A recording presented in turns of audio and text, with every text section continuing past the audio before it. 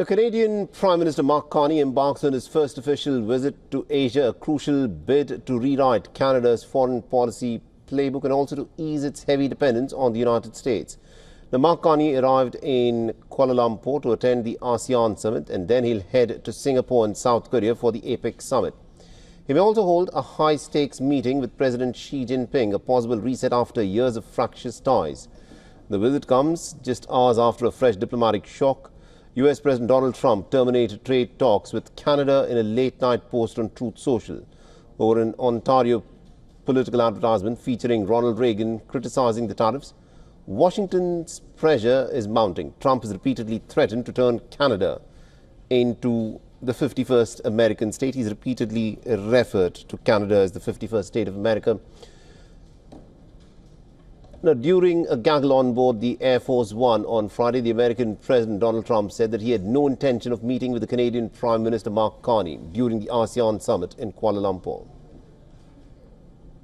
Canada lied. I mean, what they did was terrible. They made up a fake statement by President Reagan. Reagan was a big supporter of tariffs when needed, and we need tariffs for national security, and they totally turned it around because they're getting hurt by tariffs and we're gaining by tariffs.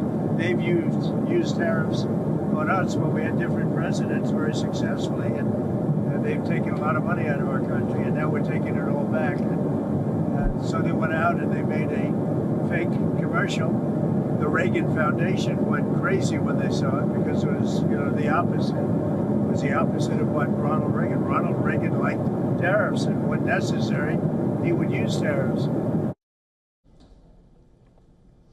But Ottawa wants to show Asia that it has its own trade agenda. Canada relies on the United States for 75% of its exports, but last month signed a new trade deal with Indonesia and is targeting agreements with the Philippines, Malaysia, South Korea and Japan. Now, trade experts say that Southeast Asia offers Canada far greater opportunities than Europe, especially in energy and commodities. But any deals with China will be complicated by the growing US-China tensions. The Canada-China relationship also remains deeply strained. 59% of the Canadians still view China negatively, and only about 14% want closer economic ties. Under Trudeau, relations hit rock bottom with the Canadian citizens being detained and alleged election interference, and Xi Jinping publicly scolding the then Prime Minister Mark Carney.